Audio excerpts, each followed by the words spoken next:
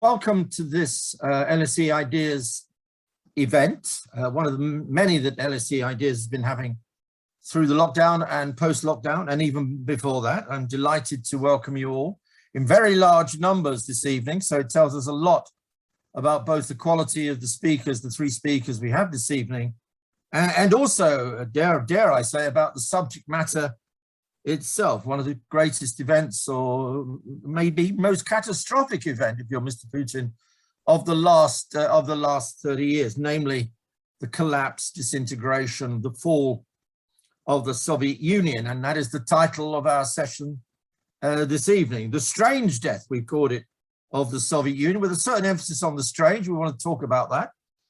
Reflections on the collapse of a superpower, looking at it not only when it happened, but also what went before it, what we call the end of the Cold War in 1989, and maybe we could reflect too, and what has followed over the last 30 years. For those who were there at disintegration, it almost feels like yesterday, but for many of you out there listening, I'm not so sure that's true. Firstly, let me introduce our speakers for this evening in the running order that they're going to come in. All good friends, all with a connection with the LSE directly or historically. Our first speaker this evening is Vlad Zubok, good friend in the Department of International History here at the LSE, whose most recent book, which I've been asked to review, which I'm looking forward to doing, Vlad. I hope we remain friends afterwards.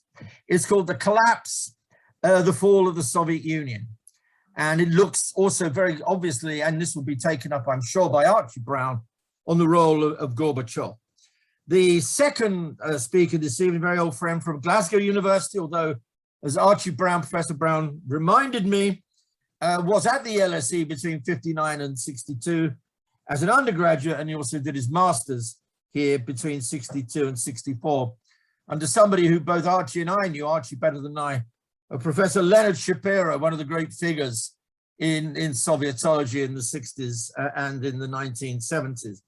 Archie, of course, has written many books on the Cold War, on the death of communism, the end of communism. But I suppose I'd say, Archie, reasonably, I hope, you've done probably more to kind of rethink the position of the role of the individual, the role of the leader, and particularly in relationship to the end of the Soviet Union, the role of Gorbachev. And your most recent book, if I'm right, Archie, in 2020, was called The Human Factor, Gorbachev, Reagan, and Thatcher. So Gorbachev, Reagan, and Thatcher, and the End of the Cold War, which came out in 2020. Last, but by no means least, another good friend from the Department of International History here at the LSE, Kristina Spohr.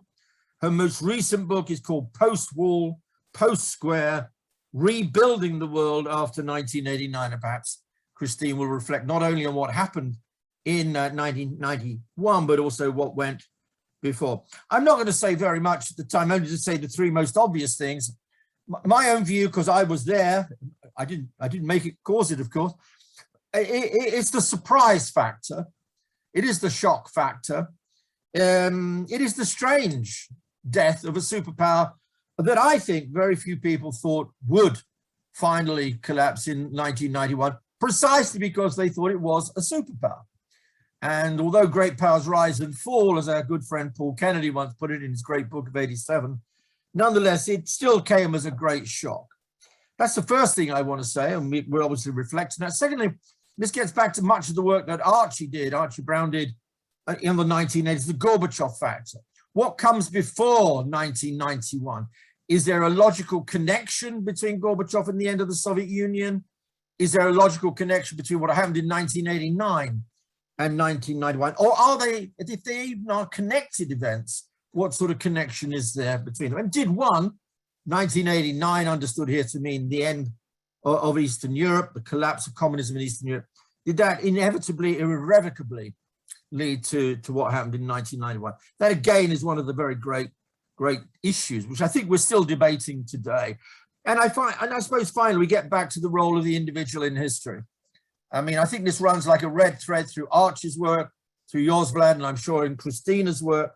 What role does an individual play? We tend to be rather structuralist in some ways if you do international relations and social sciences. but what role did the individual play? Miscalculation, misperception, unintended consequences of actions taken over which you then could not control. All of these things, I think, will come into the discussion this evening. With no further ado, I shall now shut up and pass over to my good friend Vlad, then on to Archie, and then on to Kristina. So Vlad, we very much look forward to hearing your comments on the end of the Soviet Union, the fall of the Soviet Union. So over to you, Vlad. All right, thank you, Nick. You're in a good company, because I was one of the people hugely surprised by the end of the Soviet Union. And my book starts with my surprise many years ago.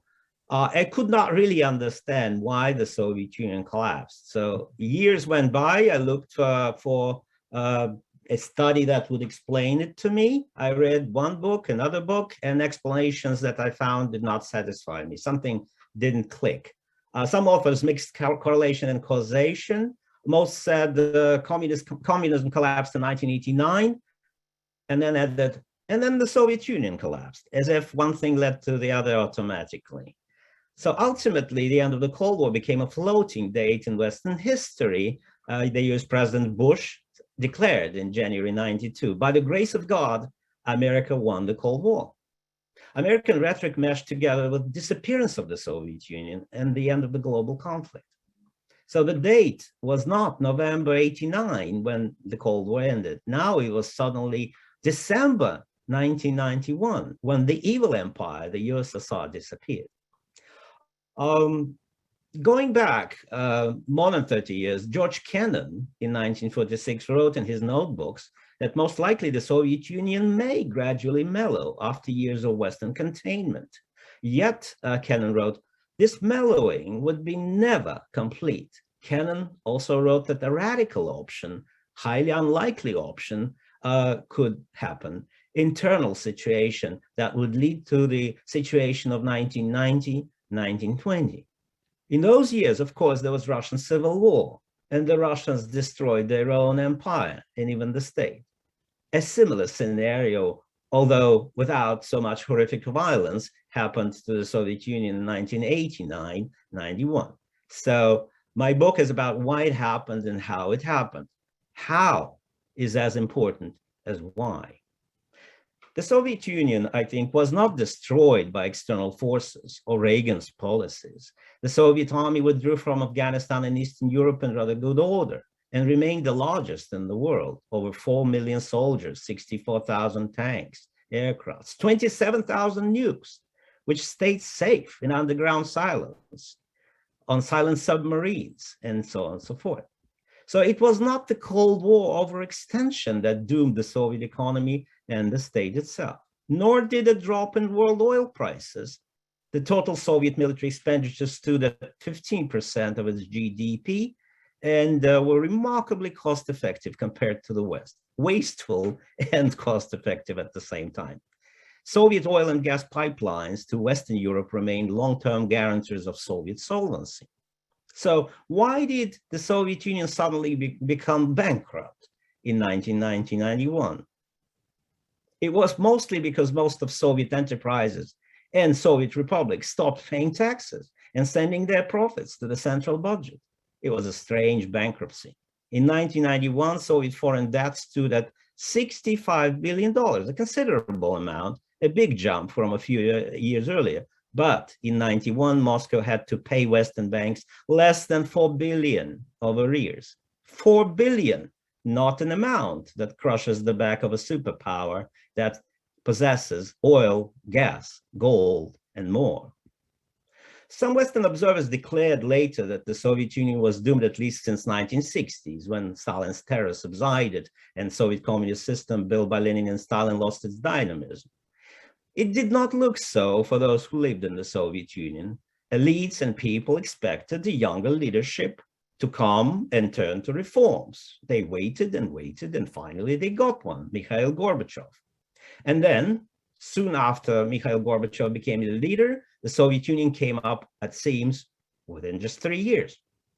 So the Gorbachev reforms meant to cure the Soviet Union, yet it killed it with amazing rapidity. Later, Gorbachev's critics said, he did too little, too late.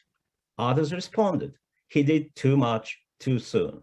Others blamed the failure on unfortunate material. They meant Russian people, their lack of democratic customs, readiness for market economy, and so on. Just as victory has many parents, we see that failure has many explanations. So my book reveals that Gorbachev launched reforms not just because of external pressure, but as an idealist experiment. He wanted to undo what Stalin had done. He wanted to construct a democratic socialism, a system that he and his cohort of educated Russians had dreamed about since 1960. Those reforms, as turned out, were destructive in nature. They knocked off one by one major pillars on which the Soviet statehood rested: economic centralization, party controls, financial stability, and ideological certainties. The reforms were rushed through in just 2 years, 1988-89. The party reformers acted as if they had a short window of opportunity, a really fantastic gamble. The first failure of Gorbachev, of course, was in economic sphere. I remember very well those times. I lived in Moscow. People there grew disillusioned and angry with Gorbachev's reforms and leadership. Most of Soviet citizens wanted a little bit more freedom, but above all, a stable life and food on the table. Instead, by early '89, many people could not even put a piece of soap, buy a piece of soap. This resulted in an unprecedented wave of miners' strikes. The authorities made concessions to the strikers. In the East, another drama of reforms was occurring in China, which Kristina Spohr, of course, wrote in her book very well. It was the reform for all to see and compare with Soviet reforms. On June 4th, '89, the Chinese leadership cracked down on students on Tiananmen Square and restored the primacy of the party autocratic reforms, then resumed painful and disruptive economic reformist course. Gorbachev launched painful and disruptive economic reforms, yet at the same time accelerated political liberalization. He even declared to his intimate circle of aides that this was the way to avoid blood on the Red Square. Today, comparing the fate of the Soviet Union with present China, Gorbachev's choice not to use force to stabilize the Soviet Union appears even more remarkable than his decision not to use force in Eastern Europe in 1989. Gorbachev's views and policies are central to my book, but they are not the only factor that led to the quick Soviet demise and downfall. Another was separatism. We know that the most influential explanation for the Soviet collapse is the lost empire approach. We all are taught that empires eventually fall. Yet it is extraordinary, again, how the Soviet Union broke down into 15 independent states. It happened not because all of those Soviet republics that constituted the Soviet Union wanted to become independent states. Many of them were not. In fact, only the 3 Baltic republics, Lithuania, Latvia, and Estonia, were good candidates for secession because of the history of the incorporation into the USSR. Gorbachev and his aides knew well that the Soviet Union was unstable because constitutionally it was a confederation of 15 republics. Some of Gorbachev's lieutenants smartly proposed a constitutional reform to turn the Soviet Union into a more unitary state, at least a strong presidential federation with control over taxes and finances. Instead, Gorbachev promoted a course towards stronger republics, despite the glaringly bad example of Yugoslavia, another communist federation that already began to move towards its political collapse. Gorbachev and his circle of reformers decided to grant unprecedented economic rights to the republics such as Latvia, Lithuania, and Estonia, and created political vehicles for separatists and empowered their movements. Strangely, the Kremlin reformers assumed that the Bolts would stay in the Union. Instead, they faced the clever secessionists who completely outfoxed them. Gorbachev's decentralization of power and his indecision in the face of growing crisis that his policies provoked alienated and fragmented the party nomenclatura all over the Soviet Union. The empowerment of Republican institutions and nationalist movements left Soviet functionaries with only one choice: to go nationalist, to go Ukrainian, to go Russian, to go bold, and identify themselves with territorial interest republics and regions. Gorbachev and his reformist group found their nemesis in Yeltsin. Here you see Gorbachev on my right and Yeltsin on my left on a famous picture when Yeltsin already tells Gorbachev what to do. What made a crucial difference was Yeltsin's decision. By the way, it probably happened around November, December 1989 to get rid of Gorbachev and fight for supremacy of Russia, the core republic of the Soviet Union. I call it Rexit, of course, after Brexit, a Russian separatist movement that brought together Russian provincial communists, nationalists, and liberal intellectuals. In June 1990, the Russian Soviet Federated Socialist Republic declared its sovereignty and independence. The core republic of the Union wanted out, and Yeltsin demanded to take everything: oil, gas, gold, diamonds, Moscow as a capital, and even the Kremlin. In May-June 91, Gorbachev allowed Yeltsin to run for Russian presidency and win the race. Apparently, he counted that Yeltsin would be satisfied and cooperate with him after this. In reality, Yeltsin was a winner that wanted everything. At that time, Gorbachev was regarded by most of Russians already as a failure. His approval was plummeting. For the Balts first, and then for the Ukrainian nationalists later, all this was a gift from heaven. A unique split in the center of empire, as they viewed it, benefited their bid for national independence. It was the weakness of the Kremlin leadership, however, not the strength of the Russian opposition, that remained the principal factor in the systemic crisis that pulled the country apart. In March 1991, 20% of people in the core republics of the Union thought that it would be better to live in separate republics rather than in a common state. 20%. This minority became the majority by August 1991, most apparently in Ukraine and also in the Russian Federation. Western observers, including George Bush in the White House, were puzzled and confused. The Russians backed Yeltsin in the business of destroying their own empire, their own state. To add to this absurdity, Gorbachev and Yeltsin now bent out backwards to convince the incredulous West that they wanted to join the family of civilized nations after decades of the Cold War. The much feared Russians suddenly asked the West for money, a plan to reform their economy, even how to govern their country. Yeltsin's foreign policy aide told Secretary of State James Baker in August 1991, the Soviet Union is disappearing. Normal guys came to power in Russia. Doesn't matter if they're good guys, idiots, stupid. They just want to stay close to you. You need to support them. Give them a new Marshall Plan. Close eyes to everything. Give money. No wonder Western politicians were confused, incredulous, and cagey. Americans never wanted to invest into collapsing Soviet economy.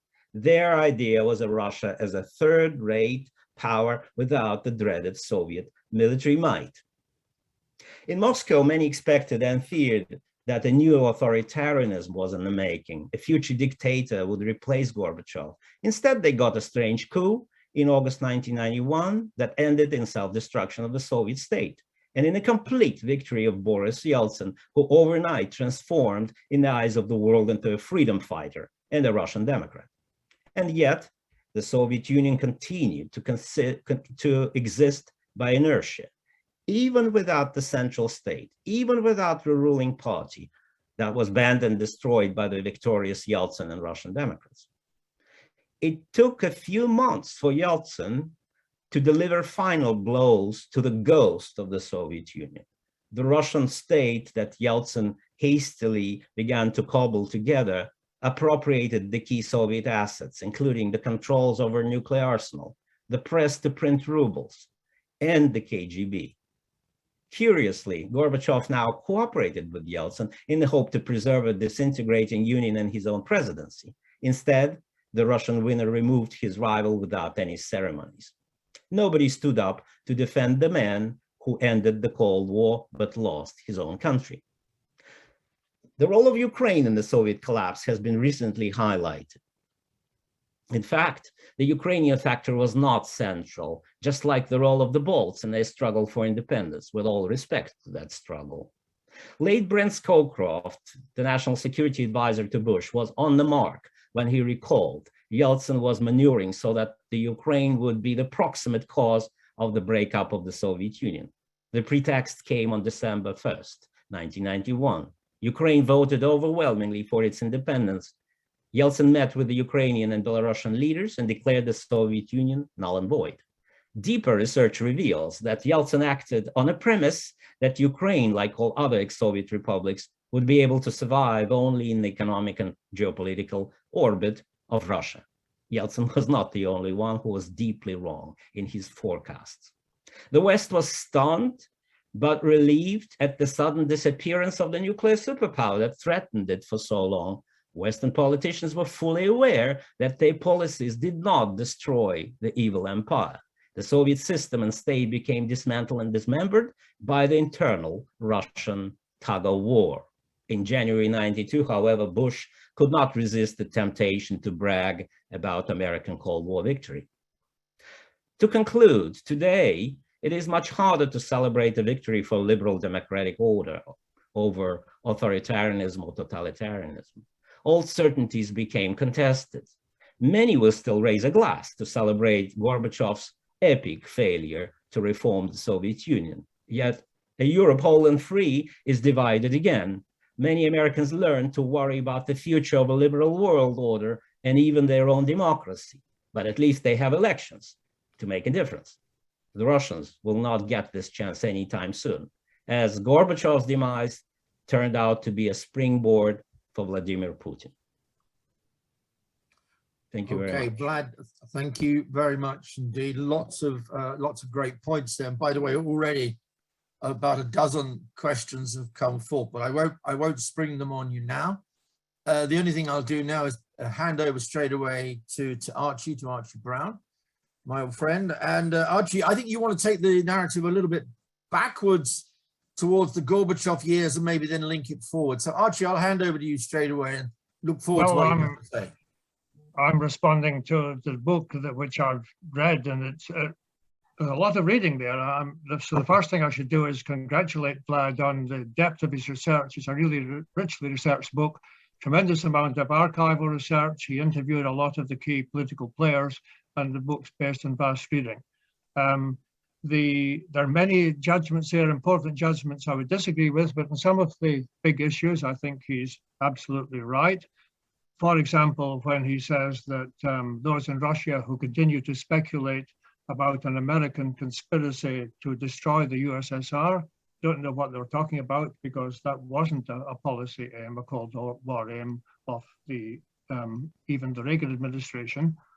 And I think Vlad was absolutely right to, as he puts it, to try to break free from the straitjacket of the dominant narrative that the Soviet collapse was inevitable, because it wasn't inevitable.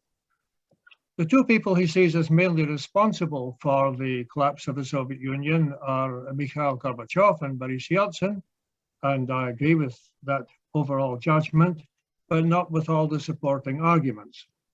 It was the liberalization and pluralization of the political system that Gorbachev introduced that created the facilitating conditions for the emergence of ethno-nationalist movements. You could even vote for a nationalist candidate by 1989, 1990 as a result of Gorbachev's reforms. So he provided the facilitating conditions.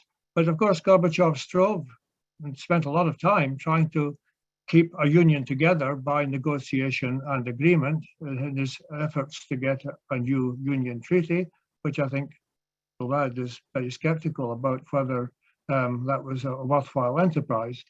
But it was, and Gorbachev was certainly the key player in dismantling the Soviet political system.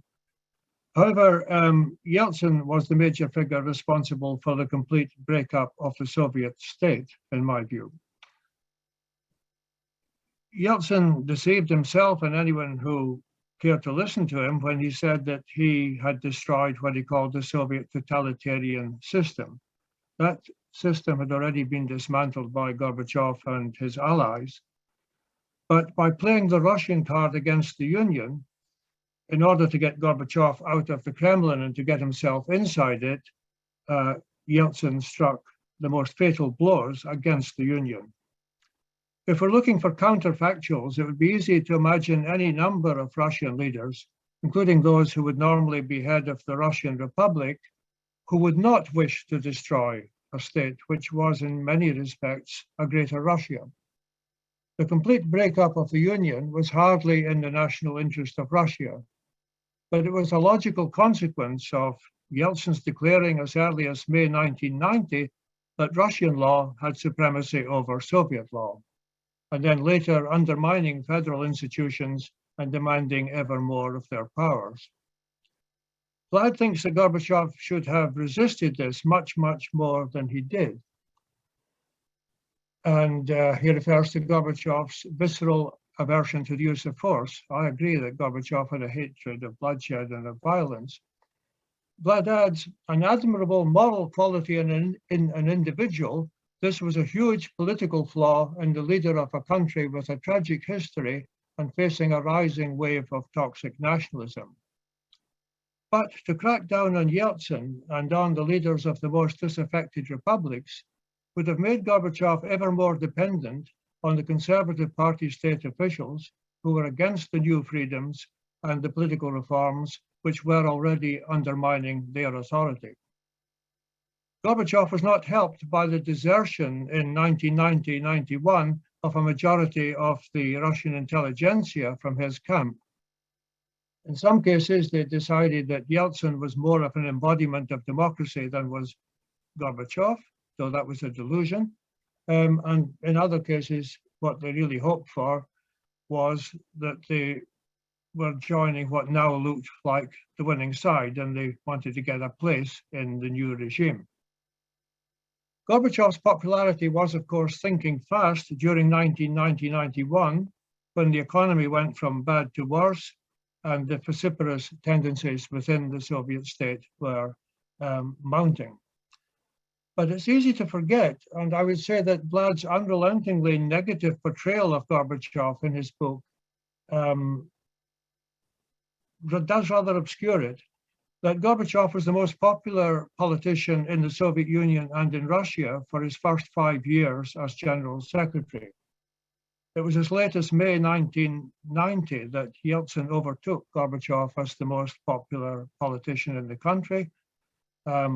Yuri Levada gave me the SIOM data on this in the early 1990s, including a copy of a graph showing the point at which Yeltsin on the way up passed Gorbachev on the way down in May 1990. So the idea that Gorbachev was popular only in the West and never in Russia, which some Russians would say today, it wasn't actually true. What are the implications of the Zubok view that the USSR could have been reformed in a more conservative way? This didn't come out so much in Vlad's presentation today, but it comes out in the book. And I quote what he says in the book, that the Soviet Union could have gradually made its way into the world economy by a process of trial and error with a nomenclatura-style state capitalism, and certainly with its institutions of power preserved. Well, Gorbachev was operating in uncharted territory, and he too was proceeding by trial and error. And he too would have preferred to reform the system more gradually. But once you allow freedom of speech and a substantial freedom of publication in a system which has been highly authoritarian and at times totalitarian for 7 decades, all the suppressed grievances of 70 years come to the surface of political life. You're very soon faced with accommodating the new political forces that have entered the political arena, or resorting to coercion and the old levers of control. I don't underestimate the value and significance of within-system reform. I spent a lot of time in the Soviet Union between 1966 and 1968, and I don't doubt that there was a vast difference between the Soviet Union in those years and living in the Soviet Union between 1936 and 1938. But once you lift the controls and you allow the kind of freedoms that Gorbachev allowed, then things become very different indeed. the logic of Vlad's critique of Gorbachev's choices and of his apparent embrace of a state capitalist authoritarianism that would maintain party controls would be a continuing denial of freedom of speech, lack of freedom of publication, and an enduring doublethink. Rather than publishing Orwell's 1984 and Solzhenitsyn's Gulag Archipelago in large editions, as had happened by 1989, the distribution of these and similar works that undermined the legitimacy and credibility of the Soviet system would lead to arrest. Because if you allowed such work, you would immediately broaden political horizons, raise expectations, and undermine the control from above to which Vlad appears to give precedence.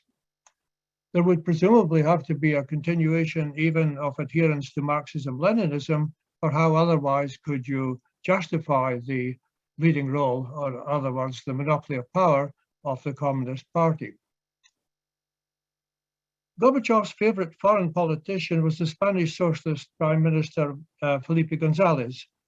Speaking with him in 1990, Gorbachev said that for him, socialism is movement towards freedom, the development of democracy, the creation of conditions for a better life for the people, and raising the humane individual.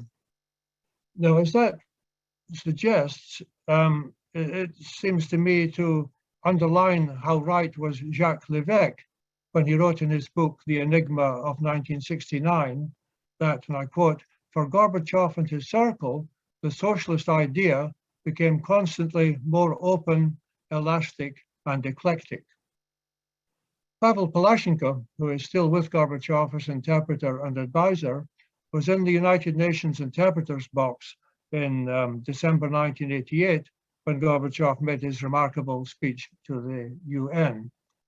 In an article in the journal Mir Perimen last year, Palashenko wrote, "Rereading that speech today, it is difficult to find in it even traces of Marxism-Leninism." Now, Vlad agrees with that Gorbachev, with his stress on all human interests, was rejecting the Marxist-Leninist worldview, although he sees also in that UN speech elements of neo-Leninist hubris, as he puts it, though I see nothing Leninist in it at all. When Gorbachev was in the United States for that December '88 speech, the outgoing President Reagan asked him about the progress of perestroika. Now, this Vlad claims was embarrassing for Gorbachev, since he says there was in fact no progress to report, only grave problems. Well, that is true if the only progress that matters is economic progress. It's true if you discount the rehabilitation of people unjustly killed or imprisoned in the past, if you don't value the new tolerance, the new freedoms of speech, the burgeoning freedom of publication, the freedom of religion, the entirety of political liberalization. And if you reject the turn to democratization embodied in Gorbachev's speech to the 19th Party Conference, in which he announced that there would be contested elections for a new legislature to take place not later than the spring of 1989. So let's be clear that Andropov-style cautious reform from above that Vlad seems to suggest as a better alternative than Gorbachev's radicalism would mean not only that Estonia, Latvia, and Lithuania would still be part of a Soviet Union, but Poland, Hungary, and Czechoslovakia, and the other countries of East Central Europe, including East Germany, would still be communist states and members of the Warsaw Pact. You could not have strict control from above in the Soviet Union and keep a lid on nationalist aspirations at home if you permitted what Vlad calls the loss of Eastern Europe, for that was bound to be contagious within the multinational Soviet state. To whom did we lose them, Gorbachev asked and answered, to their own people. When Konstantin Chernenko died in March 1985, there were 10 full members of the Politburo left standing, some of them only just. I think we know enough about all of them to be confident that none except Gorbachev would have announced both at the 19th Party Conference and at the UN in 1988 that the people of every country had the right to decide for themselves what kind of political and economic system they wish to live in, and that there should be no exceptions to this rule that applied to every country without exception. So from my reading of Vlad's book, I get the strong impression that he would not have said that either. He would have been with Gromyko and Borotnikov and the other members of the Politburo who did not wish to raise expectations. The leaders in Poland, Hungary, the Czech Republic and Slovakia, not to speak of those in Estonia, Latvia and Lithuania, are loath to give any credit at all to Gorbachev for the fact that today they enjoy independent statehood. They like to think that they won this entirely by their own efforts, or if there was international help, it was from the United States and in particular from the Reagan administration. But it was the pluralization of the Soviet political system and the transformation of Soviet foreign policy under Gorbachev that changed perceptions dramatically, turning distant hopes into feasible goals, dreams into realities. Now, if I understand him correctly, Vlad would certainly not have raised expectations in the first place. So perhaps there are leaders and people in quite a number of countries that should be glad that in the second half of the 1980s, the General Secretary of the Communist Party, the General Secretary of the Central Committee of the Communist Party of the Soviet Union was not our esteemed author of this book, but Mikhail Sergeyevich Gorbachev. Thank you. Thank you very much, Archie. A challenging riposte to Vlad, and I'm absolutely certain, knowing Vlad, that he will respond in an equally robust and civilized way, dare I use that term. Kristina, over to you on your reflections on either the book, either what's been said before, and your own thoughts on the what's actually happened since the end of the Cold War. Over to you, Kristina, please. Thank you very much, Mick, and thank you to Archie and Vlad for your very interesting and provocative statements so far, both coming from the book and also as a riposte to the book. I would perhaps like to open this a bit out and set it into context, how all this has been looked at, considering that, of course, we are coming up to the sort of 30 years anniversary of the end of what has been coined, you know, the Soviet experiment, the creation of a sort of modernity, a socio-economic society, as opposed to capitalism, if we sort of look back to 1917 and what was constructed. And of course, Soviet collapse can be looked at in several ways. In some ways, if we just look at the end and we look at this, what can be seen, you know, as a catastrophe of a state disintegrating, I think it's quite interesting to consider that, for example, at the time, if we thought of the Nobel Prize Committee and how they gave Gorbachev the prize, it was really about sort of a management of both change of world order and of change inside the Soviet bloc and the Soviet Union itself as a sort of peace preserve. And I will come back to that later if we consider, of course, that in 1991, Yugoslavia and exploded in a very violent manner and descended into genocidal civil war, something that was, of course, of great concern that it could also happen in that way, potentially, to the Soviet Union. There was a fear of, you know, a Soviet, a Yugoslav collapse with nukes the other way. Of course, it can be told as a completely different story if we looked at that perspective from Central and Eastern Europe and the newly independent states, including the three Baltics, who of course had a different perspective. I think we shouldn't call them simply separatists and secessionists. We must remember that because of the Hitler-Stalin Pact, they of course always spoke of the re-establishment of independence following the annexation. They have not voluntarily joined as such, and they had of course had 20 years of independence before. So I think you have to remember that some of these Soviet republics of course felt an independence drive all along, but then of course opportunities came precisely through this political devolution and the rise of nationalism and the spillover effect also what was experienced in Eastern and Central Europe. Yeltsin himself, of course, in early 1992 speaks of, how wonderful, we have the end of tyranny, a little snide at China, of course, the freedom from the yoke of communism. And let's now all be partners and friends. Yes, let's even be allies. Let Russia not just sit on the UN Security Council as the successor state of the Soviet Union, but let's properly partner up with Americans. We will embrace democracy. We will embrace capitalism. And then, of course, we all know a completely different perspective.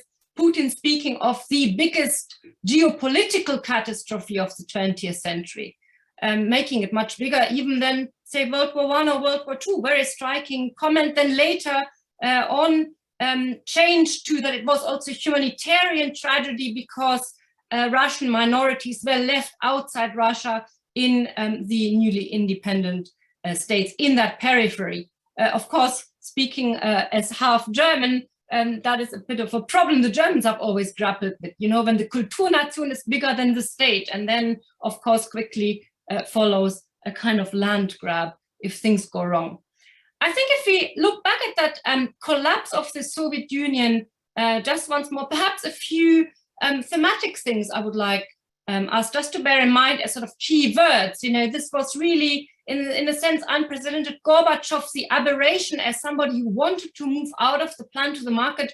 And I'm certainly not a subscriber that it's simply systemic forces that brought the end. Just like both of you, I believe in the human agency, in leaders who can make political decisions that can also shape history if they understand that they have moments of decision or decisive moments in history, something Bismarck would have pointed out a long time ago. I think that is important against the background that, of course, we simply must also accept that both in the Soviet sphere as well as in China, the plan had been failing. I mean, that is a simple fact that socioeconomically, whether you look at the Soviet satellites or inside the Soviet Union, or you look in China, in those communist countries, living standards were just not comparative to elsewhere in the Western world. And of course, then we look at this very interesting thing. When we talk about political improvisation, and equally as it wasn't predicted in the West for all of that talk afterwards about American triumphalism and flawed thoughts in the 1990s, especially, that always capitalism, democratization will go hand in hand, and that's the superior model, and that's the only model it will all go. We know today that is flawed. That comes very much out of the sort of post-war perspective. It was both in the West and in the East. However you looked at it, nobody knew really how to move out of the plan. It was political improvisation and what I would call management. And of course, what do humans do if we think of Donald Rumsfeld and the known knowns? We often try to conserve first of all, and then we try to adapt, and then perhaps we try to reinvent.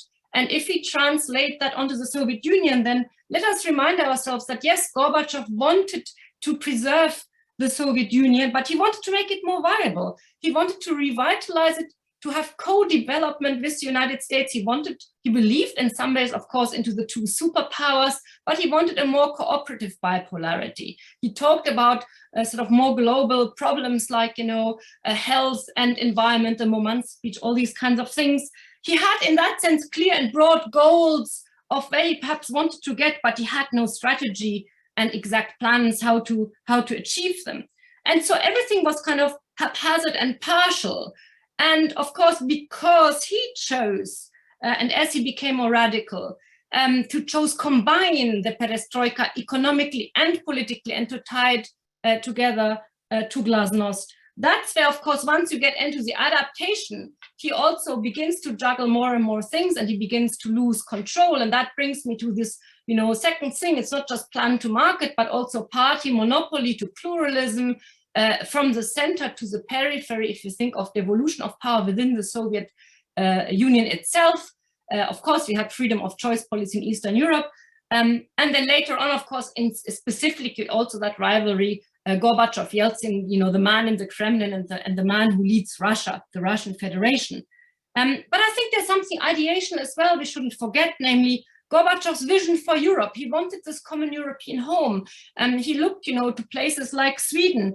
And he had this vision in superpower relations equally. He wanted to work and function on common universalist democratic values. He looked at it as a sort of rapprochement. Of course, we know he got into an argument with Bush, who sort of said, well, all you're doing is basically westernizing. Incidentally, something that today is very much put forward in Central Eastern Europe, saying all we did is when we embraced and wanted to join the EU, we just begin to emulate and copy. And where did that leave us? Where's our own national sense, our own independent sense? And now we are in this club. But hey, in the early 1990s, they couldn't get fast enough into the so-called institutional West in order, like what Yeltsin had said, leave behind that yoke of communism. So I think that promoting also of values, that is really, I think, at the core of also understanding Gorbachev, why for all the naivete and perhaps mistakes he made, if your sole measurement stick is could he and should he have held the Union together by force? And I think that's really important. I think Archie highlighted that as well just earlier. There is this adaptation and modification both abroad and at home, but with a couple of exceptions and important exceptions, on the whole in a peaceful manner. In fact, it got Gorbachev into trouble once, you had the crackdown in the Baltics, and of course it hadn't been that great, earlier in the Caucasus. And so, of course, there is then that swing to the hardliners and the coup and all these things, and we see in some ways how the more he adapts, the more he modifies. Actually, he never gets to the point of really reinventing the Soviet Union, because both the even more radical reformers, and especially, of course, Yeltsin and Russia, sort of begins to opt out. And the hardliners want to pursue their own position, so that leaves sort of Yeltsin sandwiched. But ironically, all those triumphalist Americans, of course, weren't all then beginning to support Yeltsin and driving for the collapse of the Soviet Union. Interestingly, of course, they held on to Gorbachev as long as they possibly could. And the Americans weren't even that fast with recognizing the Baltics once more in the aftermath of the coup, redeclared their independence. I mean, in many ways, Bush was very conservative and careful precisely because he feared a violent breakup and because the Americans were terrified also of nuclear proliferation. So what I want to get at just is, like, in this idea of reinventing something, Gorbachev never got to that stage. But if we talk about agency, very interestingly, that developing country, China, that moves out of Maoism under Deng Xiaoping into a new reinvention, pursues out of choice a completely different path precisely because there is a choice to apply force, to crack down, to hold onto one-party monopoly, all the while also really pushing to a sort of state-directed capitalist moment in those sort of bubbles, in those special spheres before spreading it to the entire state. And so China, over a much longer perspective and with the view of wanting to go its own way. I mean, Deng said, if the socialist Chinese way in the end proves to be more superior, that is what we want, and we don't care what anybody else thinks of us. That's where, for Gorbachev, is different. He orients himself, especially also to Central and Western Europe. He sees Russia as part of Europe. That's why, he pursues this sort of ideational, cooperative approach, the spirit of cooperation, looking for win-win situations.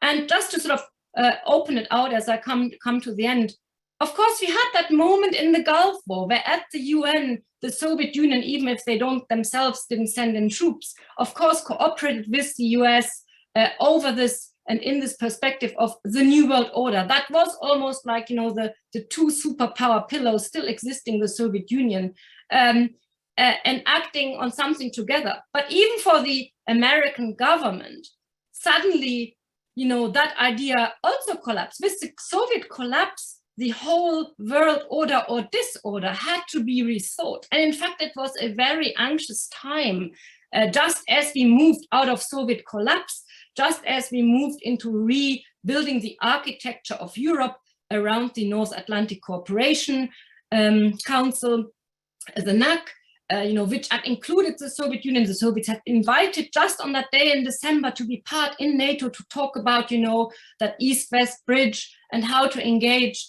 Then, of course, the Germans were pumping a lot of money into Russia and then Kohl very quickly hopped onto Yeltsin. And of course, there were all these hopes. How do you imagine, that democracy will take root? How will capitalism occur? Of course, nothing got better, but neither did it get better immediately in East Germany, nor in Poland, nor in Estonia.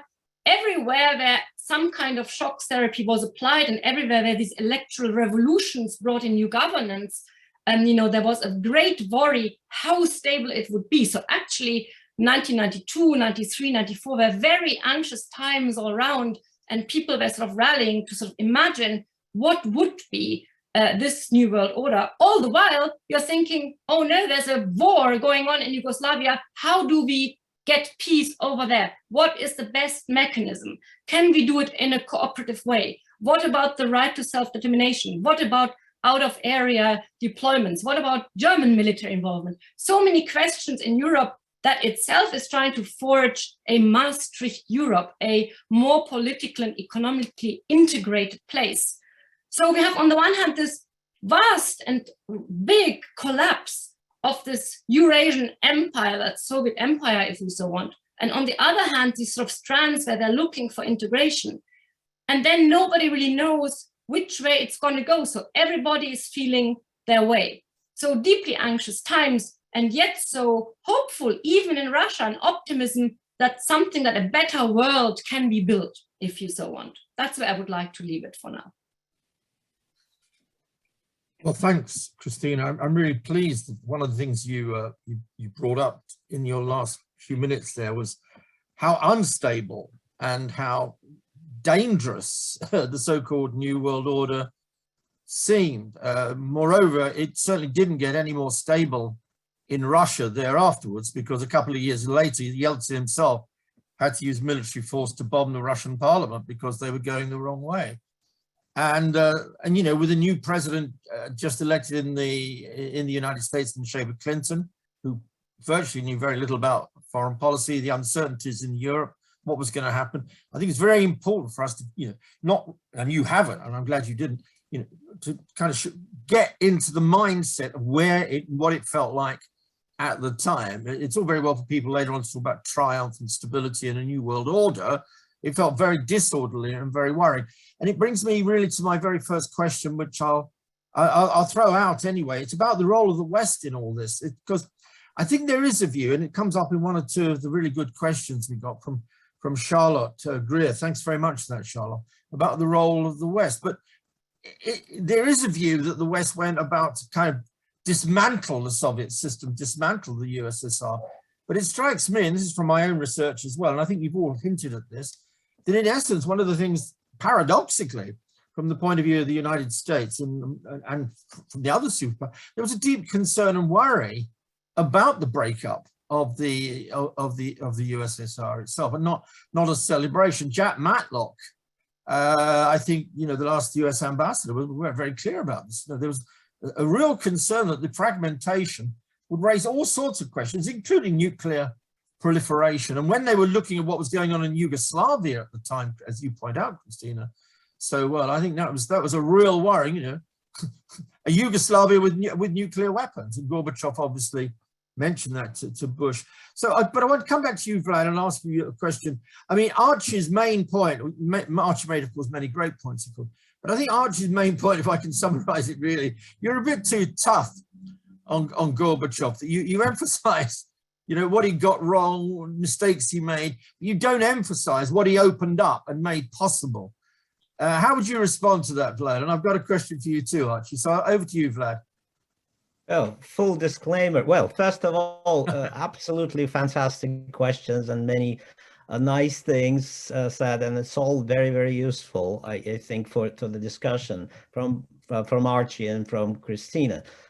Well, full disclaimer, I never dreamt to be sitting next to Gorbachev in 1991 to nudge him to use force and so on and so forth. So the last line was kind of striking in Archie's presentation. I'm glad that Zubok was not an advisor to Gorbachev at the time. I'm only slightly changing what he said. Well, every historian wants to be at some point to be an advisor to powers that be, but it definitely was not my intention to be nostalgic. I would say a few things. First of all, I think when I said conservative reform, I didn't mean what people usually visualize, tanks in the streets, imposition of something. On the contrary, when we say trial and error, what does it entail, really? When you do something, then you take a step back. Things do not go as you, of course, wanted, right? You take a step back, take stock of it, revise, and move forward. What struck me when I was reading and rereading the material to write about Gorbachev's reforms and what happened after he launched those reforms, that he never kind of looked back. He and not only he, well, the head of the government, Ryzhkov, a number of people with him, moved head over shoulder and never actually looked back. And there were moments when cautious people from the government said, listen, they stopped paying taxes, fiscal discipline is down, financially we're going to ruin, we must revise the policy, we must tax cooperatives. They never did it. And my answer to this enigma was they had almost visceral fear of stopping and going back. Well, that's very interesting, but it's also very historical because, people who view themselves as reformers, almost revolutionaries, they're afraid that they have a small window of opportunity. And once they go back, conservatives take over, there will be Bonapartism, all these, setbacks. So that's my explanation. I think it's more historical and psychological than ideological. By the way, Archie, when I used quite often, I must admit, maybe too often, the term neo-Leninism of Gorbachev, I didn't mean he literally took Leninist ideas and ideology at the time. Rather, he was fascinated by Lenin as a personality. In an idealized kind of way, he belonged to the generation that knew very little, of course, about the real Lenin. But then he read Solzhenitsyn, Lenin in Zurich, and he was fascinated by this Lenin. But he was fascinated by Lenin who took amazing risks, who gambled. So in a sense, he went into this direction, but then he got paralyzed by at midway, by thinking about if he go further, what could be the consequences. On the West, I think we can talk a lot, and Kristina, of course, Kristina's book is enormously influential, at least for me, on how the West looked at Gorbachev and how the West tried to keep Gorbachev. I fully agree, because Gorbachev was a useful and convenient leader of the Soviet Union for the West. But much bigger story is how the West influenced the Russians and how the West influenced all people inside the Soviet Union. It's a much bigger story because all of a sudden, within the period of 3 years, so-called Russians, in all documents, of course, Russians are the enemies of the Cold War, in the Cold War, the enemies of the West. All of a sudden, they transformed into very eager partners of the West. Take us, help us, give us a Marshall Plan. This transformation was too quick, too soon for the West. I think the path dependency is not only Russian characteristic, it's also anybody's characteristic. So the West was completely unprepared for this volte-face. U-turn, you may say, right? All of a sudden, Russians are at your throat and now they're at your knees or trying to embrace you, sort of famously, as they used to say about the Germans. So was it a missed opportunity? Why it happened? Why this ecstasy of Westernism happened to such an extent that first Gorbachev, then Yeltsin, and of course the Balts, and later on Ukrainians, and everyone were prepared to do whatever to please the West, to accept them as a whole and separately, each republic separately, to the family of so-called Western civilized nations. It was an insane moment. which the West took at that time as natural sort of expression of the victory of a liberal idea, and later on people over here were kind of surprised when Russians shifted from that kind of ecstasy to another kind of more typical, I guess if you read Dostoevsky, more typical Russian disease, a Hassliebe, sort of hatred for those whom they had once loved. I'm going to bring Archie in. I know Kristina's got your hand up there, I think, Kristina. Archie, I'd like you to come in, maybe respond to anything that either Vlad has said in response or what Kristina had, and then I'll bring Kristina in, because I've got one question for Kristina, particularly on China. I want to bring you back to that one, Kristina. I mean, who would have predicted China is where it is today? Who would have predicted where Russia is today? That's another question, but I'll bring it in. Archie, over to you. So what's your specific question to me, Mick? I'm just wondering whether you've got any responses to Vlad or anything else you'd like to add at this stage to what you've already said, Archie. That's an open question. Well, I agree with Vlad that Gorbachev had an idealized view of Lenin, and that he continued to think highly of Lenin even after he had jettisoned Leninism. So I think some people in the West, and not Vlad, but don't manage to disentangle these two things. I think there's also a misunderstanding of Gorbachev's view of socialism. Now, even Vlad in his book speaks quite a lot about Gorbachev going on about socialist democracy. But I think that is a bit misleading, because socialist democracy was an old term. I mean, I've got books, probably within reach. This one here, Soviet Socialist Democracy, published in Khrushchev's time.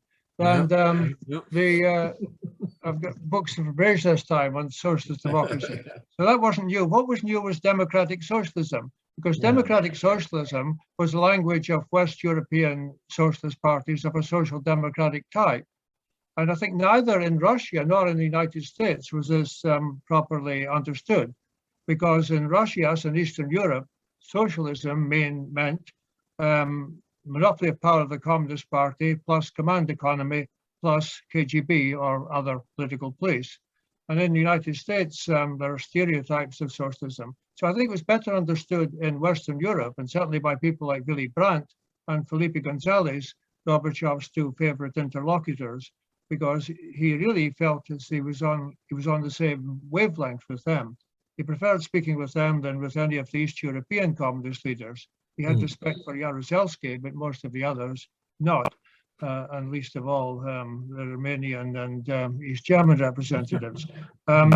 So one of his problems was that he would have liked to move to a social democratic type of economy, but the fashion in Soviet economics at the time, was Hayekian or Washington consensus type economics, and Vlad does make a case for Nikolai Petrakov, who had some good constructive ideas, but the consensus among the most vociferous economists at that time, were all to move to a the kind of economy that would be approved by Ronald Reagan and Margaret Thatcher, and that wasn't Gorbachev's own inclination. So rather than put all the onus on Gorbachev that he didn't do this, didn't do that, I think we must blame also some of the lack of constructive suggestions from the Soviet intelligentsia.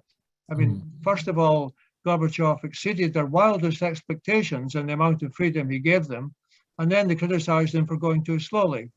But they didn't come up with very many practical ideas to help him.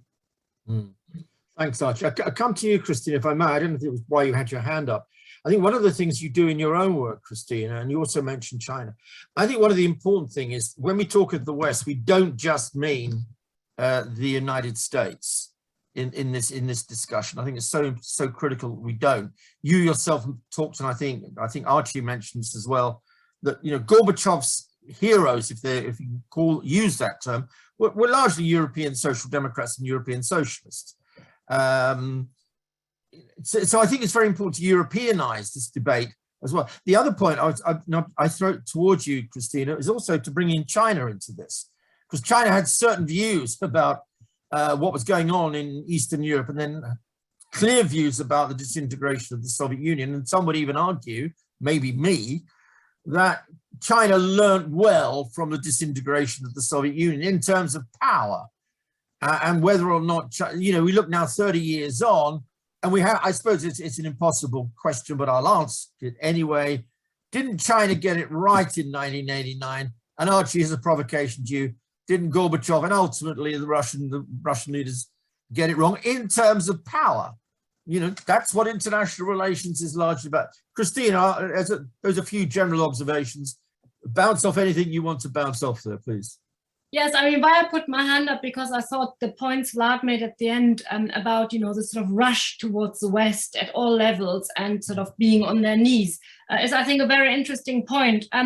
For the simple reason that I think, just as an example, I mean, when I had looked at Estonian documents, which were actually written in Estonian pretty much early on from when Gorbachev already came into power, documents started to be both in Russian and in Estonian.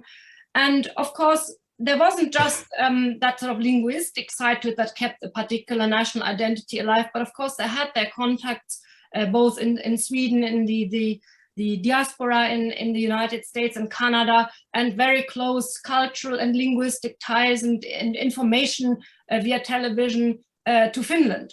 So I think that it wasn't just about rushing, you know, to get money or whatever. I think a lot of these questions were, in terms of identity, some of these nations which had become Soviet republics or had become satellite states, of course, had similar questions that they asked of themselves already in the 1920s and 30s. Where had they oriented? They had oriented towards Northern or Western Europe simply culturally.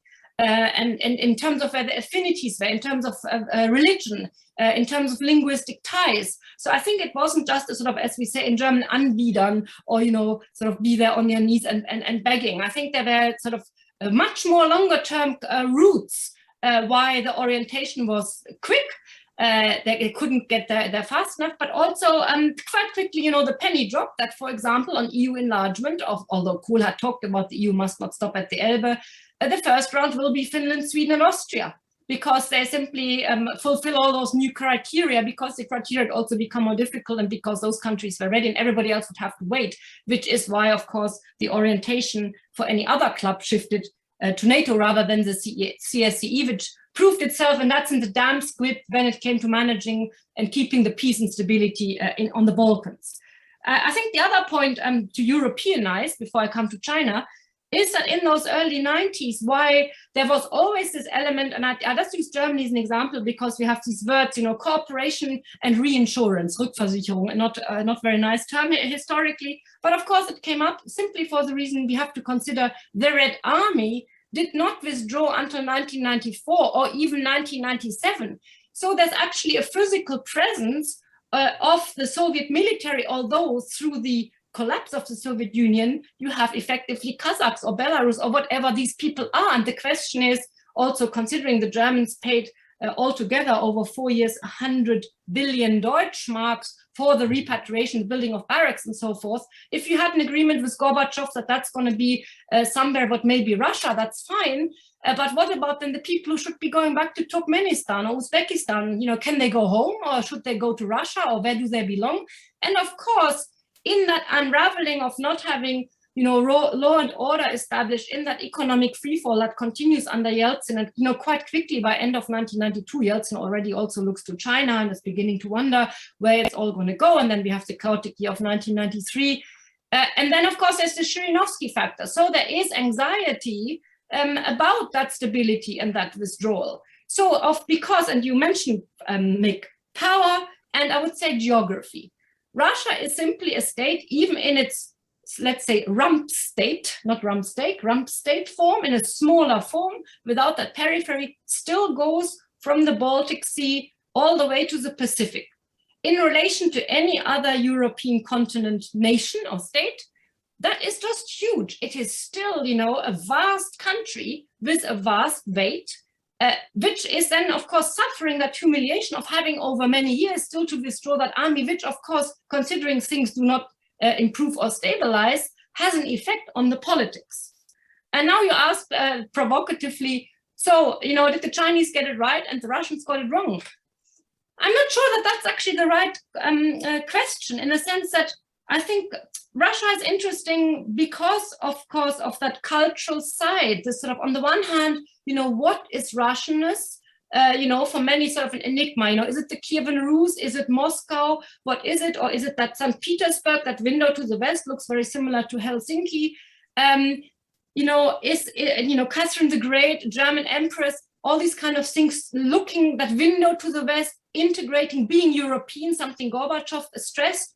Or is it actually something more inward, more Russian, the Orthodox Church, the Byzantine, everything that, again, Western Europeans say experience as culturally as something more alien, but very powerful and mysterious, right? And of course, if one considers that, in some ways, tension in and of itself, wanting to be its own great power on the one hand, and then, of course, re-establishing the status, we know this Putin Millennium Manifesto and so forth, very understandable. But on the other hand, always these moments, or should we actually look to the West? Should we integrate?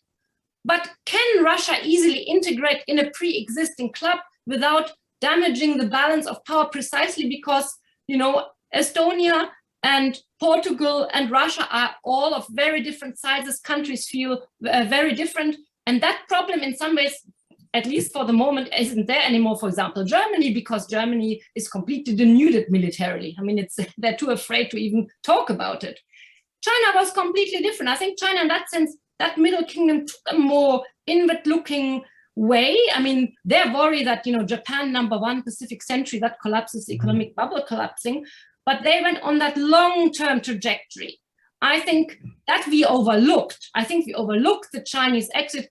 Then gave Gorbachev a lesson. He sort of gave him a spiel how the Russians got it all wrong, and the contagion from Eastern Europe, and you cannot let communism go, and the one-party state, and everything Gorbachev was doing wrong. But of course, that's the view from Beijing, when you think you're running everything in this iron fist with the party in control.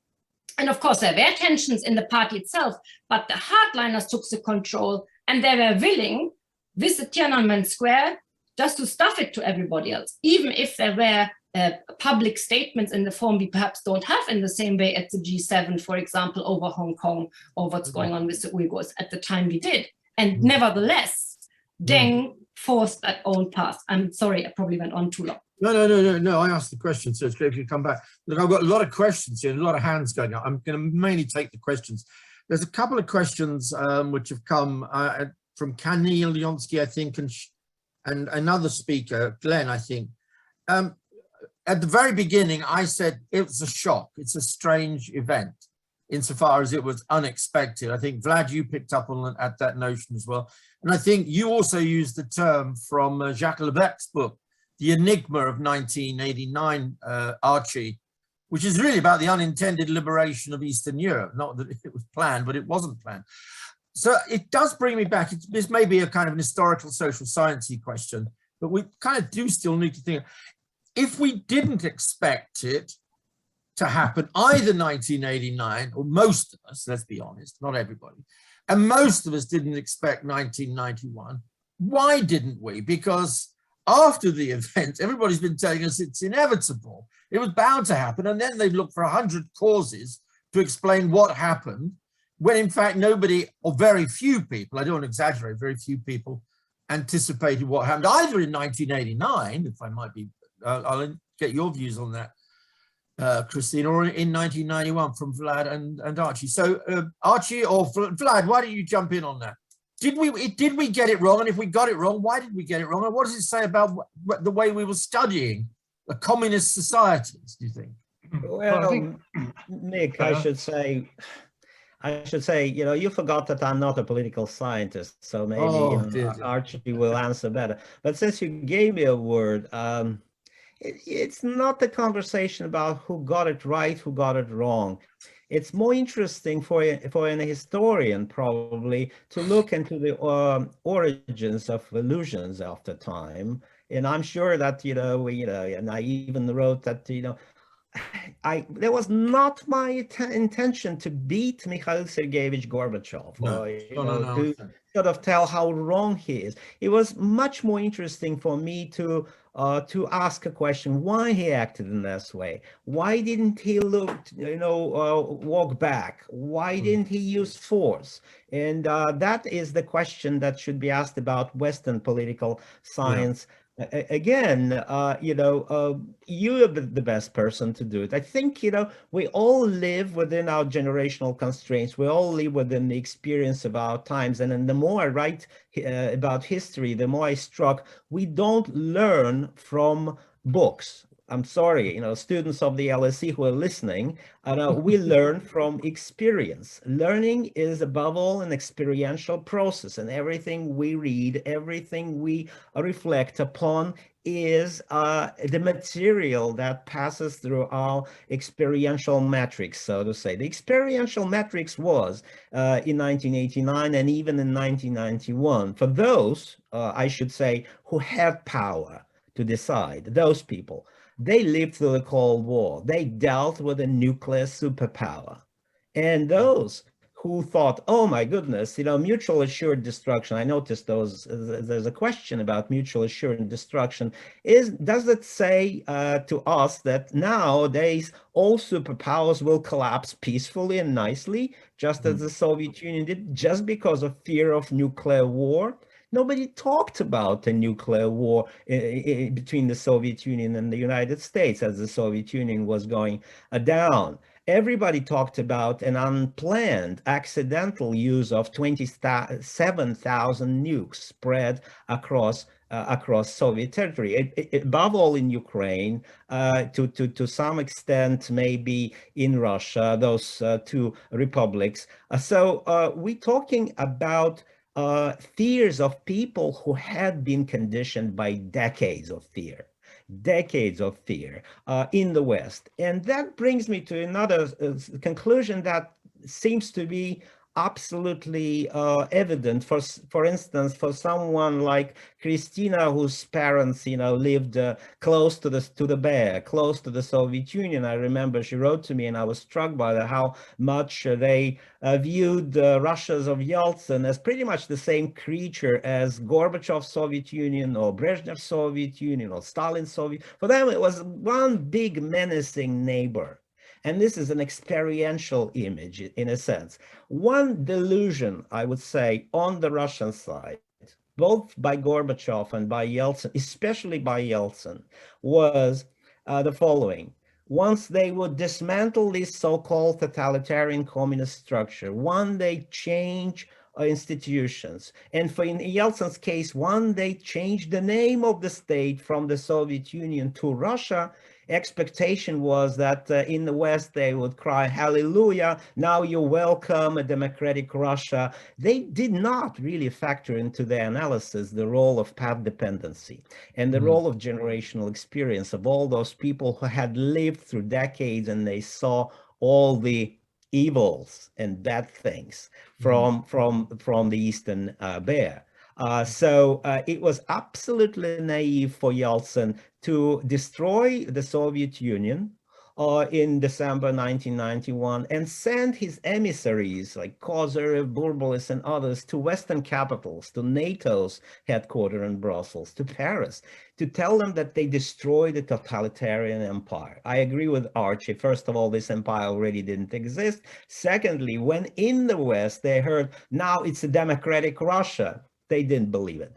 They didn't believe it, simply because it's ridiculous. I mean, they just, they thought that this so-called democratic Russia is only a figment of imagination of those people who think they came to power in Russia for a second and they would change the nature of this country. It's a matter of decades. It's a matter of generations. So they listened politely to Yeltsin and his emissaries. They probably even nodded. Like Clinton, they probably even exploited this illusion for a while, but yet they never thought that Russia could be incorporated in the family of civilized Western nations. Russia did not fit not only because of geography, Kristina. Geography is hugely important. I agree, I don't deny, but Russia did not factor in simply because it needs the work of generations, the work of many years to change the perception of a country, particularly such a complex country, and Russia. Thanks. Archie, do you want to come in on anything there? On the Yes, question of the shock. Yeah, to come back to the earlier question of, did Gorbachev make a mistake in not using force, and could force have stabilized the situation? I think it could. It wouldn't necessarily have helped Gorbachev, because if in 1989 or 1990, when he was under tremendous pressure to introduce what was called presidential rule, which meant really martial law, I'm not sure that he would have survived. The system certainly could have survived, because people would have realized that the price they would have to pay for demonstrating or complaining anymore was too high. And after all, I mean, Russians have got plenty of experience of an authoritarian system, and so they could have relapsed into a previous form of behavior quite readily. Whether the elite, the political elite, would have allowed Gorbachev to stay is another matter, because they would have blamed him for getting them into that mess in the first place, because it was his pluralization of the system which had raised expectations. And it's much easier to continue with a minimal level of force when expectations have not been raised than it was by 1990, when a certain amount of force would have been required. But if you killed a few hundred people in one or two different places, the rest of the country would probably have fallen into line. But this would have been a very serious setback for the Soviet Union, because whereas the West was taking for granted the fact that the Baltic states, for example, were part of the Soviet Union before 1985, however much they might not recognize them in international law, they were no longer taking it quite so much for granted by 1990, and there was a lot of pressure from the diaspora in the United States. So it would have been a difficult situation internationally, but domestically they could have done it. The regime could have survived, and that's why Vlad is quite right to say there was nothing inevitable about the dissolution of the Soviet Union. Gorbachev probably wouldn't have survived, because he was the person who had taken these great risks and by pluralizing the system. But he himself was absolutely against what the Chinese did in Tiananmen Square. He didn't publicly denounce it, because he just managed to re-establish civil relations with China on his visit in 1989. But in talks with Mitterrand and with Helmut Kohl, he made absolutely clear that he was horrified by those killings. So the fact that Gorbachev had a hatred of bloodshed, in spite of the fact that people blame him for one night of violence in Vilnius or one night of violence in Latvia, was always stopped the next day by Gorbachev. And Yakovlev is right that the other members of leadership, the KGB, the military, the Minister of Interior, they wanted to associate Gorbachev with bloodshed and mean that he had no retreat. He would have to go forward in a crackdown, but he didn't. And that was crucial. So his own personal values played a remarkably important role. Yeah, thanks. I come on to you, Kristina. I also want to kind of widen the debate about away from, did we really anticipate 1989? As you know, Mary Sorotti, a good friend, wrote a book about the accidental coming down of the Berlin Wall in 1989. I also want to widen the debate to, maybe you could kick this one off, Kristina, and we'll have to come very close to our end very soon, is what's the link between 89 and 91? I mean, because there are those who would argue that there was only a minimal link. Some who would say it's irresistible. But once you lose Eastern Europe, I know what people will say to that, but you know what I mean. Inevitably, there's going to be, I think what you used, Archie, a kind of contagion that will go to the USSR. Maybe that's a more general question for everybody to think about. We've only got 5 minutes left. So, Kristina, can I kick off with you? But so what is that connection between 89 and 1991? I think it's a very difficult one, but I just like to get your views there, Archie, and then last, but bring Vlad in because that would be great to do. So, Kristina. I think contagion, yes, but I would be very careful about inevitability, because I think the abolition of the Brezhnev doctrine and the freedom of choice, that's where Gorbachev sort of let those regimes behave how they wanted to behave. We made quite clear, although even that wasn't believed immediately, that, you know, the Red Army wouldn't come out of the barracks. And then we see, you know, a revolution, as Timothy Garton Ash called, you know, roundtable negotiations, different kinds of national changes, electoral revolution, you know, pluralist elections in the Eastern European countries. And then, of course, the German unification resolution, that is a sort of special problem in and of itself, because of, you know, being the cockpit of the Cold and what the Cold War and what the repercussions are geopolitically. I think, yes, there was surely some kind of link and causation, say what was happening between and communication between Lithuania and Poland, simply that the Lithuanians probably felt particularly emboldened, the Estonians did their own gig, and the Latvians are sort of sandwiched in the middle.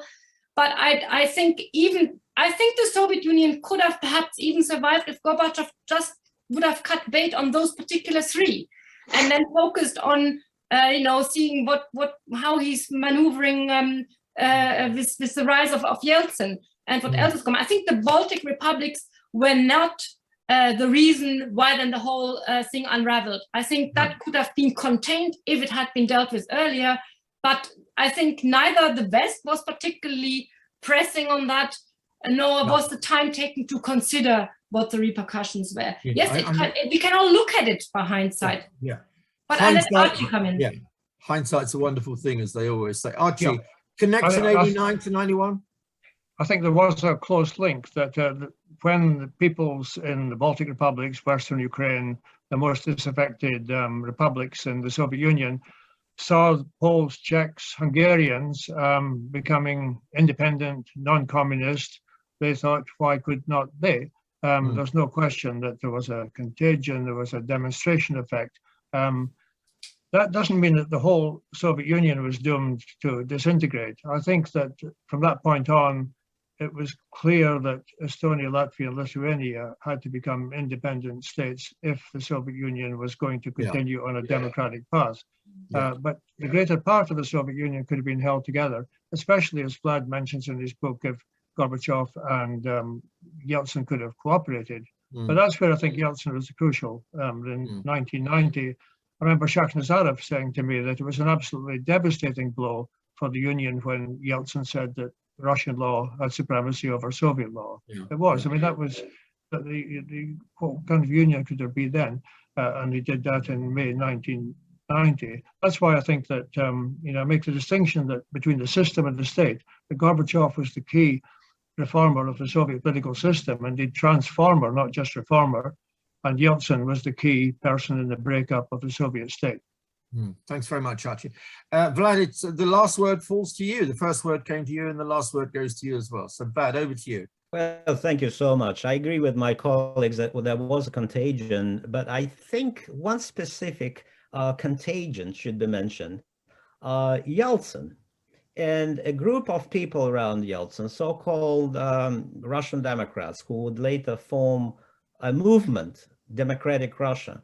They figured out in November, December 1989 that if Russia breaks free from the totalitarian empire, they would be following essentially the example of Poland, Czechoslovakia, Hungary, and other Eastern European countries, and they would be treated by the West as another kind of, you know, liberated country. That was a fundamental delusion, as I tried to say earlier. But this is why I said probably, highly probably, November, December 89 was the time when Yeltsin got an idea to destroy the Soviet Union, not simply to vie for Gorbachev's place, but to get rid of Gorbachev and place Russia in an entirely new company, so to say. So in a sense, and this is a hypothesis, but highly plausible hypothesis. And if it's so, then it was probably the most far-reaching,